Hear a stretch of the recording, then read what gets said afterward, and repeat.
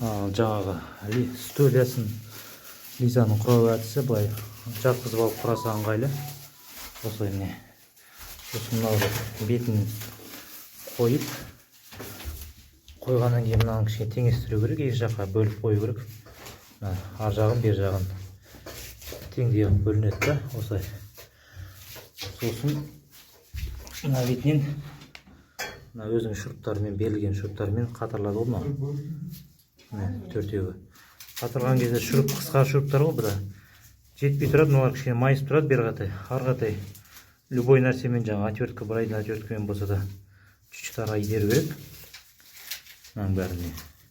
Өйткені бері тұр қазір. Бері қаратай майысып тұр, мында зазор. Ары қаратай кішкене майысып тақап бұрап тастайды, болды. Ешқандай қиындық жоқ. Мынаны теңестіреді обязательно. Екі жаққа